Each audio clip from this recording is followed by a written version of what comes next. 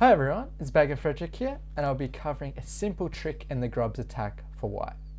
So to start with, what is the Grob's attack? So the Grob's attack here is 1g4 here for white, and a very popular response for black here is the move d5. And you'll notice here that the move d5 allows for black to have an attack on the pawn on g4. So a very popular continuation here for white is the move bishop to g2. And you'll notice here that white is leaving this pawn undefended here, which means it can be captured by black. However, you'll notice that if this pawn is captured by black, this square on b7 is now weakened and undefended, and this means that white may have the possibility of capturing and attacking this square in the future. So, after the move bishop to g4, a very popular move here is the move c4.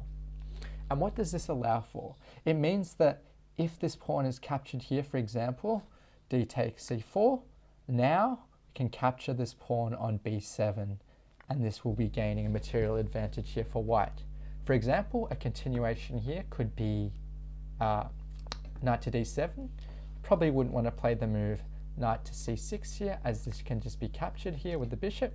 So instead, something such as knight to d7, and then we can simply capture this rook on a8, and then, for example, the queen may recapture here with an attack on the rook, so a move such as f3 may be played here.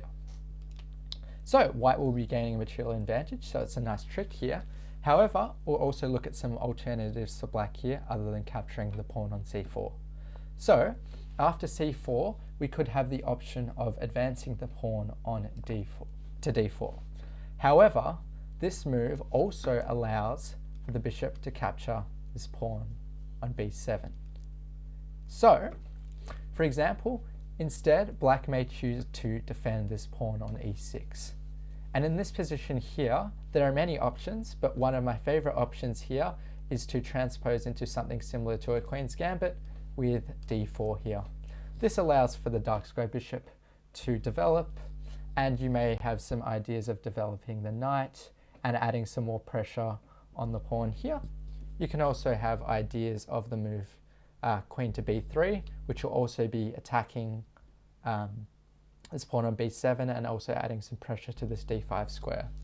One of the main fundamentals of the Grob is to attack this b7 square here, not only with the bishop, but also with other pieces such as the queen.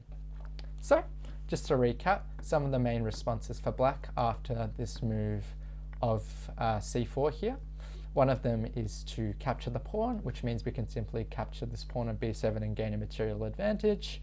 Another response here could be the move d4, which will similarly get the response of bishop captures on b7.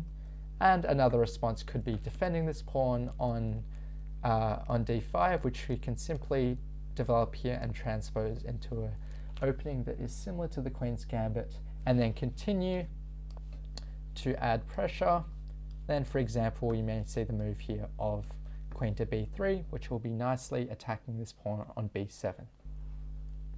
I think that wraps it up here, so thank you very much for watching.